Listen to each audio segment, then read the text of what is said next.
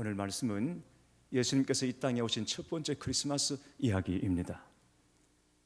그동안 우리는 성탄절의 이야기를 주로 12월 25일을 전후로 해왔지만 오늘은 누가복음을 순서에 따라 강의하다 보니까 어쩌다 한여름의 성탄절 이야기를 나누게 됩니다.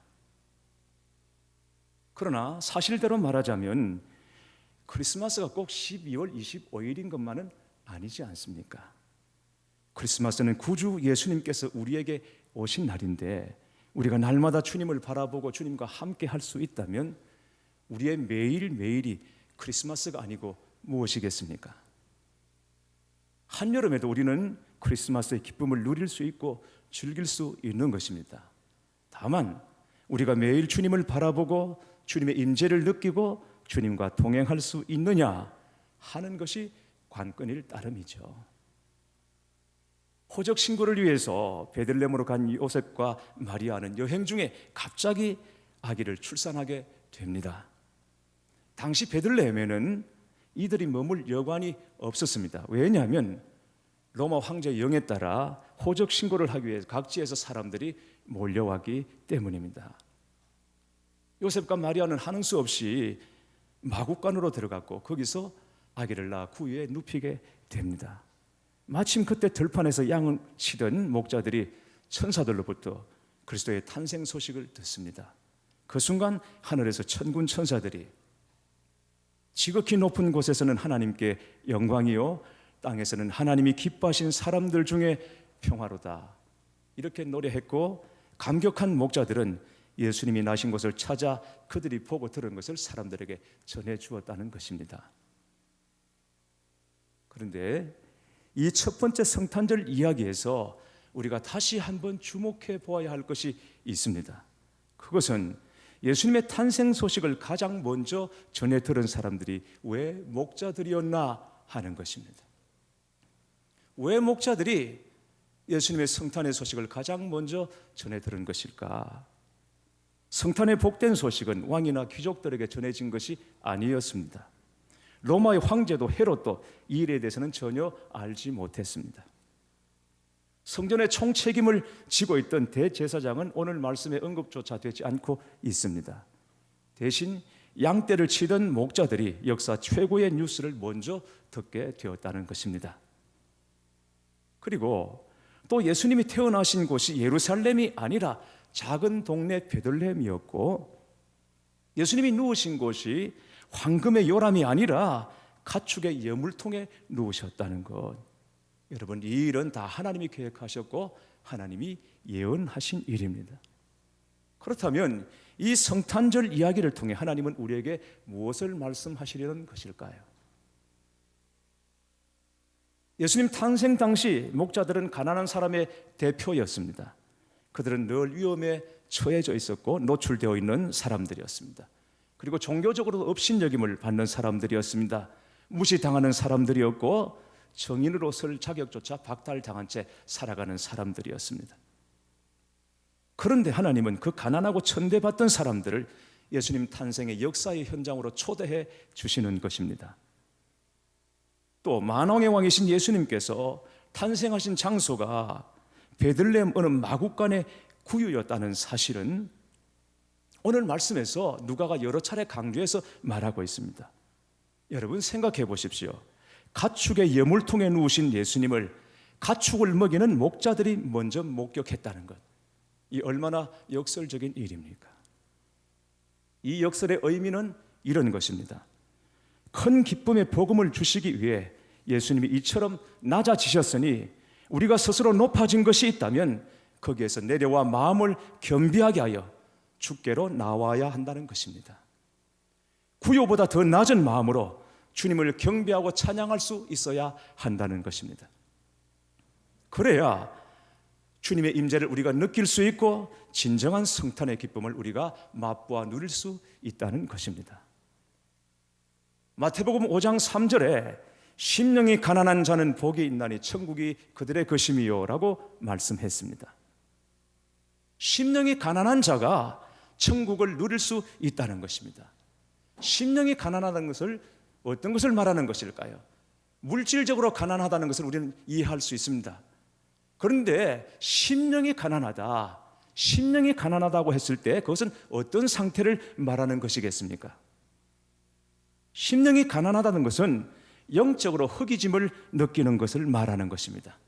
심령이 가난한 사람들은 늘 영적인 허기를 느끼면서 위로부터 임하시는 은혜와 능력을 간절히 사모하는 사람들인 것입니다. 비록 이 세상에서 가진 것이 많이 있어도 그것으로는 결코 만족하지 못하고 하늘의 신령한 것을 간절히 구하는 심령이 곧 가난한 심령인 것입니다. 파스칼이 말했습니다. 하나님께서 우리 심령 가운데 빈 공간을 두셨다. 이곳은 오직 하나님으로만 채울 수 있는 공간이다 라고 말했습니다. 그렇습니다, 여러분. 심령이 가난한 사람들은 자신의 심령에 하나님이 아니면 결코 채울 수 없는 빈 공간이 있음을 알고 오직 하나님으로만 그곳에 채우려는 간절함이 있는 것, 이것이 곧 심령이 가난하다는 것을 의미하는 것입니다. 비록 여러분이 세상적으로 다른 사람들보다 좀 더 가진 것이 있다 하더라도, 세상 사람들이 부러워하는 어떤 것을 여러분이 가지고 있다 하더라도, 앞으로 갖게 될지라도, 그러나 여러분 명심하시기 바랍니다. 그것으로는 결코 우리가 만족할 수 없는 존재라는 것을 아셔야 합니다. 왜 그렇습니까? 하나님은 적어도 우리를 세상보다 더 큰 존재로 만드시고 이 세상으로는 결코 채울 수 없는 하나님의 크기, 하나님의 용량으로 우리를 지으셨기 때문에 하나님이 아닌 다른 어떤 것으로는 결코 우리가 만족할 수 없는 존재라는 것을 알아야 합니다. 그걸 알고 내 심령에 오직 하나님의 은혜로만 채우려고 하고 하나님으로만 채우려는 간절함과 사모함과 절실함을 가진 것을 심령이 가난하다고 말하는 것입니다. 심령이 가난해지면 자신이 가지고 있는 것들의 무가치함과 한계를 알게 됩니다. 자신이 가진 외모라든지 물질, 지식, 명성, 인맥, 건강, 이 모든 것들이 얼마나 불안정하고 사라지기 쉬운 것들인가 하는 것을 깨닫게 됩니다. 그래서 오직 하나님 한 분만을 사모하고 주님을 더욱 의지하고 주님께로 더 가까이 나아오게 되는 것입니다. 다른 모든 것을 다 가져도 심령이 가난하지 않으면 주님을 만날 수 없습니다. 마태복음에서는 동방박사들이 먼 곳에서 별을 보고 예수님을 찾아와 경배했던 것으로 알려주고 있습니다. 그러나 자기 의에 빠진 교만한 유대인들은 가까운 거리에 있는 아기 예수를 찾지도 경배하지도 않았습니다. 어려서부터 율법을 배운 대제사장들과 서기관들은 그리스도에 대한 지식이라면 광범위하게 섭렵하고 있었습니다. 그렇기 때문에 예수님께서 베들레헴으로 나실 것이다 하는 것을 이미 알고 있었습니다. 그럼에도 그들은 예수님을 찾지 않았고 환영하지 않았습니다. 헤롯 왕은 유대인들을 위해 아름다운 성전을 지었고 하나님의 백성들을 통치했지만 동방박사들이 찾아와서 왕을 찾는다는 말을 듣고는 예수님을 죽이기로 결심하고 맙니다. 가난한 마음, 사모하는 마음이 없으면 예수님이 아무리 가까이 계셔도 결코 만날 수 없다는 것입니다. 오늘 본문 14절에는 천군 천사들의 합창이 울려 퍼지고 있습니다. 지극히 높은 곳에서는 하나님께 영광이요 땅에서는 하나님이 기뻐하신 사람들 중에 평화로다. 여러분, 지금 우리에게는 평화가 필요합니다. 이 한반도에도 하나님의 평화가 필요하고 이 온 세상, 이 온 누리에 하나님의 평화가 절실히 요구되고 있습니다. 왜? 지금도 세계 곳곳에서는 전쟁과 기근으로 신음소리가 도처에서 들려오고 있기 때문입니다. 이 땅을 덮으시는 여호와 샬롬, 하나님의 평화가 필요합니다. 우리의 상하고 깨어진 심령에도 그것을 싸매시고 치료하시는 하나님의 평화가 필요한 것입니다. 인도네시아에도 호텔이나 사람들이 많이 모이는 장소를 출입할 때는 반드시 검색을 거쳐야 했습니다. 차량도 검색대로 살펴보았고 그리고 문도 열고 트렁크도 열어서 이상이 없을 때 들여보내 주었습니다. 왜냐하면 지금도 이따금씩 폭탄 테러가 곳곳에서 일어나고 있기 때문이라고 합니다. 정말이지 이 땅에 평화, 우리 심령 가운데 평화는 어떻게 이루어지는 것일까요? 사람들에게 평화가 있기 위해서는 우선 하나님께 영광이 있어야 함을 기억하시기 바랍니다. 하나님께 영광이 있기 전에는 사람들에게 진정한 평화가 없습니다. 영광은 하나님께 돌려야 하고, 그렇게 영광이 제자리를 찾을 때 하나님께서 평화를 우리에게 선물로 주시는 줄 믿습니다. 누가는 예수님의 탄생에 있어서 당대의 권세자들과 종교의 중심권이 아무런 역할을 하지 못하고 오직 초라한 목자들만이 그 거룩한 밤을 지켰다고 기록하고 있습니다. 이 당시 최고의 권력자라면 누구를 말하는 것이겠습니까? 1절 말씀에 그때 가이사 아구스도가 영을 내려 천하로 다 호적하라 하였으니, 아구스도가 호적하라고 명령을 내렸기 때문에 요셉도 마리아도 호적하기 위해서 베들레헴으로 만삭 중에 가야 했습니다. 아구스도는 예수님이 태어날 당시 로마의 황제였습니다. 그는 로마 황제, 로마 제국의 제1대 황제였고, 그리고 가장 위대한 황제라고 알려지고 있습니다. 그는 로마 정치를 공화정에서 제정으로 바꾸었고, 로마 제국의 영향력을 지중해 일대로 넓힘으로써 로마에 의해서 평화가 이루어진다는 이른바 팍스 로마나를 만들어 놓은 사람이었습니다. 그 토대를, 팍스 로마나의 토대를 만든 사람이었습니다. 평화는 아구스도를 통해서, 그리고 이 로마를 통해서 이 땅에 이루어진다, 그렇게 기염을 토했던 사람이 아구스도였습니다. 원래 본명이 옥타비아누스였는데 원로원이 그의 업적을 기려서 존엄자, 지존자라는 뜻으로 아우구스투스라는 이름을 붙여준 것입니다. 그러나 누가 우리에게 구원을 주고 누가 우리에게 진정한 기쁨을 주는 것입니까? 누가 진정한 평화의 왕이십니까? 로마 황제가 아니라 우리 주 예수 그리스도이신 줄 믿습니다. 심령이 가난한 자가 천국을 누리고 스스로 죄인이라고 자기를 낮추는 자가 주님을 만나게 되는 것입니다. 비록 절망과 두려움 속에 있다 할지라도 갈급한 심령으로 주님을 찾고 낮고 겸손한 마음으로 주님을 찾고 나아갈 때 지극히 높은 곳에서는 하나님께 영광이요, 땅에서는 하나님이 기뻐하신 사람들 중에 평화로다 하는 이 하나님의 음성을 듣게 되는 줄 믿습니다. 사랑하는 교우 여러분, 오늘 우리가 주님을 예배하기 위해 이 자리에 모였고, 예배 중에 하나님을 만나기 위해 오늘 이 자리에 나왔습니다. 여러분, 우리가 오늘 이 자리에 나와서 하나님을 예배할 때 우리 모든 사람의 예배를 하나님께서 다 받으셨다, 내 예배만은 하나님께서 분명히 받으셨다고 여러분은 확신하실 수 있으시겠습니까? 조금도 의심 없이 오늘 이 한 시간 내가 드리는 이 예배를 하나님께서는 기쁘게 연락하셨다고 여러분은 확신하신 다음에 이 자리를 나가실 수 있겠습니까? 여러분은 예배 중에 하나님을 분명히 만났다고 확신하고 그리고 증거하실 수 있겠습니까? 그렇다면 우리가 이 예배 중에 하나님을 어떻게 만날 수 있는 것입니까? 오늘 여러분은 하나님을 어떻게 만나실 수 있다고 생각하시고 그리고 이 자리에 나오셨습니까? 우리는 분명히 하나님께 예배 드리기 위해 나왔고 예배 중에 살아계신 하나님을 만나기 위해 이 자리에 나왔습니다. 어떻게 우리가 그 하나님을 만날 수 있겠습니까? 확신 가운데 거할 수 있겠습니까? 여러분, 우리는 오늘 말씀으로 하나님을 만나게 되는 줄 믿으시기 바랍니다. 로고스이신 하나님, 말씀이신 하나님을 오늘 우리는 예배 중에 만나게 되는 것입니다. 그러므로 목사가 설교를 잘하는지 못하는지 이것을 보지 마시고 하나님이 내게 무슨 말씀을 하시는가, 이것을 주목해 보시기를 바랍니다. 하나님이 말씀하실 때, 나만 장군에게 말씀하실 때 이스라엘에서 노예로 끌려온 어린 여종을 통해서도 말씀하셨습니다. 심지어 그뿐만이 아닙니다. 발람과 발락의 기사에서처럼 미물인 나귀를 통해서도 하나님은 말씀하시는 분이십니다. 그러니 사람이 아니라 내게 말씀하시는 하나님을 주목해 보시라는 것입니다.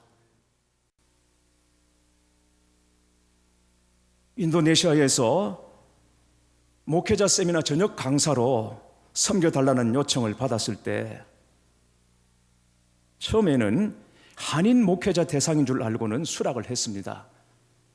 제가 그리 할 말은 없지만 이분들에게 제 목회의 실패담을 말하는 것이 좋겠다 하는 생각을 했기 때문에 집회 요청을 수락을 했습니다. 그런데 나중에 알고 보니까 한인 목회자가 아니라 현지인 목회자를 대상으로 하는 목회 세미나 집회였던 것입니다.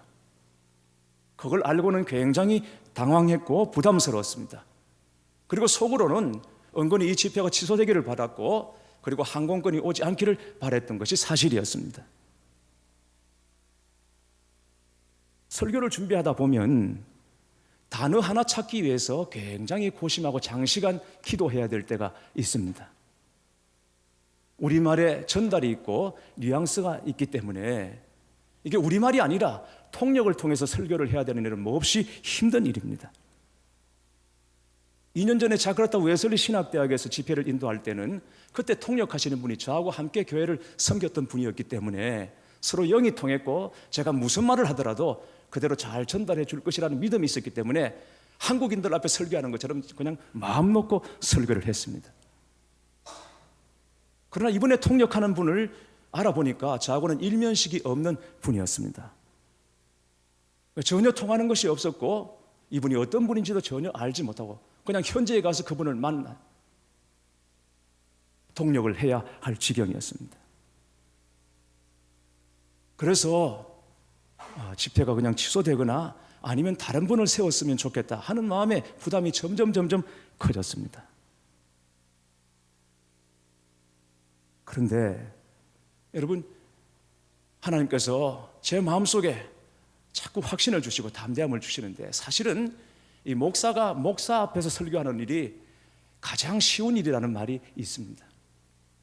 여러분 어떻게 생각하실지 모르겠습니다만, 목사들이 목사들 대상으로 설교하는 일이 제일 쉬운 이유는 목사들은 목사가 설교를 하면 안 듣기 때문에 무슨 설교를 해도 괜찮다는 것이죠.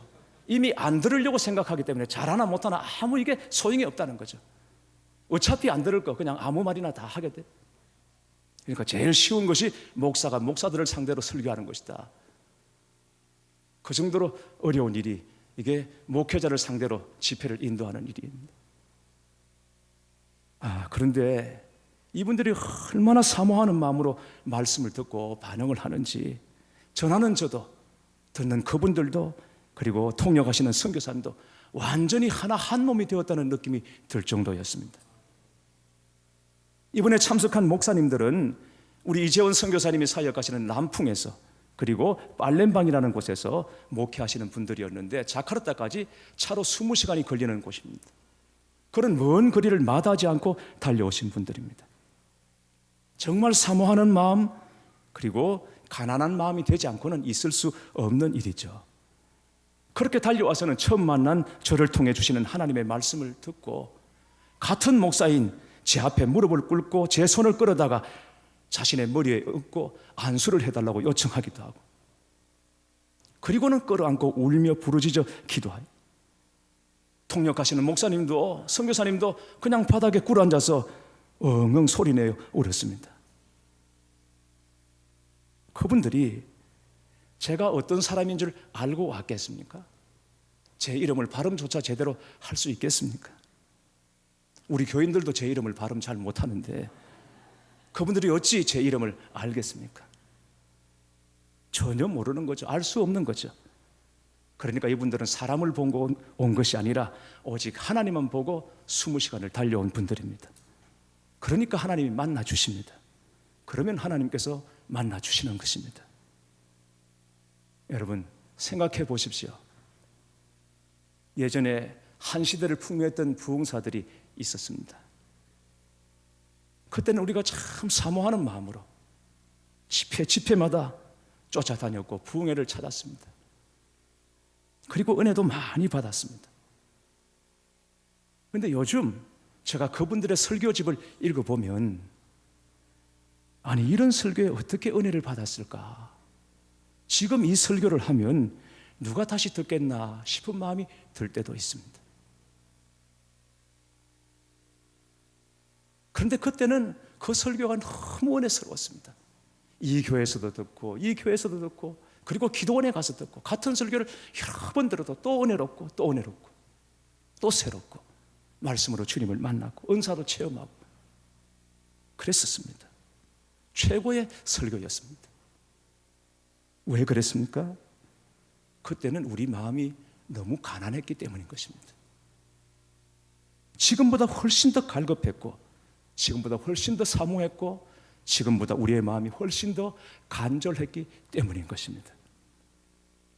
그러나 지금은 네로라는 설교자들이 한둘이 아닙니다. 이제는 굳이 기도원을 갈 필요도 없고, 그리고 부흥에 찾아다닐 필요도 없습니다. 마음만 먹으면 집안에서 TV로 인터넷으로 얼마든지 원하는 목회자의 원하는 설교를 들을 수 있습니다. 좋은 설교가 넘쳐 흐르고 있습니다. 그런데 여러분, 우리의 심령은 왜 이렇게 클클하기만 한 것일까요? 말씀의 홍수 속에 살아가고 있으면서도, 그때와는 비교할 수 없을 정도로 많은 말씀을 듣고 접하고 있으면서도 왜 우리의 심령은 이렇게 클클한 것일까요? 우리는 왜 그때보다 영적으로 더 약해졌으며 더 궁핍해졌을까요? 사모함이 없기 때문입니다. 가난한 마음이 사라지고 우리 심령이 우리도 모르는 사이에 너무 비대해졌기 때문이 아니겠습니까? 요즘 교회마다 간정 집회로 큰 은혜와 반향을 일으키고 있는 재미교포 사모님, 황경애 사모님이 쓴 엄마 울지마라는 책에서 전해주는 이야기입니다. 사모님의 막내딸 조이가 12학년, 한국어로 말하면 고3이 되던 어느 여름의 일입니다. 한창 공부에 바쁠 시기에 갑자기 딸이 남미 니카라과로 단기 선교를 가겠다고 나섰습니다. 미국에서 12학년이면 한국에서 고3인데 총각이 아까운 시기 아니겠습니까? 성적 관리해야 되죠. 시험 준비해야죠. 그리고 서류 준비해야죠. 하루 24시간이 모자랄 지경입니다. 아이들을 키우는 여러 부모님들 생각해 보십시오. 고3을 둔 아이가 고3이 여름에 단기 선교를 가겠다. 잘 생각했다. 너 잘 다녀오라. 기꺼이 그렇게 축복하며 보낼 부모가 우리 중에 얼마나 되겠습니까? 그래서 사모님이 막내딸에게 만류하고 제안을 했습니다. 고등학교 졸업하면 대학교 입학할 때까지 3개월을 쉬니까 그때 가면 어떻겠냐고. 그랬더니 막내딸 조이가 이렇게 말했습니다. 엄마, 내 인생에서 가장 귀중한 시간을 하나님께 드리고 싶어요. 남아도는 시간을 드리는 건 누구나 할 수 있는 일이잖아요. 정말이지 한방 얻어맞은 기분이었다고 합니다. 더 이상 할 말이 없었습니다. 막내딸은 2달 동안 선교 훈련을 받고 15일간 남미 니카라과로 단기 선교를 다녀왔습니다. 그 황금 같은 시간의 말입니다. 그런데 하나님은 딸의 믿음과 헌신을 기쁘게 받으셨습니다. 12학년 말 하나님은 조이에게 3,200명의 학생들 모두를 제치고 고등학교를 수석으로 졸업하는 영광과 8,000명 관중 앞에서 대표로 졸업 연설을 하는 영광을 허락해 주셨던 것입니다. 그리고 하버드 대학과 예일 대학에 동시 합격을 했고 빌 게이츠 재단에서 $1,000,000를 장학금으로 주겠다는 제안까지 해왔습니다. 교회 여러분, 명심하시기 바랍니다. 하나님을 경배하는 자는 하나님께서 확실히 책임져 주시는 줄 믿습니다. 사모님은 지금도 스스로에게 묻는다고 합니다. 나는 나의 가장 귀중한 시간을 하나님께 드리고 있는가? 라고 말입니다. 사랑하는 교회 여러분, 여러분의 가장 귀중한 시간을 하나님께 드려보시기 바랍니다. 여러분이 가장 소중하게 생각하는 여러분 마음과 여러분의 중심을 하나님께 드려보시기 바랍니다. 여러분이 스스로 마음이 높아졌다면 구유에까지 내려가셔야 합니다. 심령이 가난해지기를 기도하시기 바랍니다. 내 마음의 교만을 꺾어주시고 겸손한 마음을 회복시켜 주시도록 기도하십시다. 갈급하고 사모하는 심령을 내 안에 회복시켜 주시도록 우리 함께 간구하십시다. 그래서 지금도 내 안에 우리 안에 계신 주님을 다시 인격적으로 만나시고 한여름의 성탄절을 누리시는 여러분 되시기를 주님의 이름으로 축원합니다.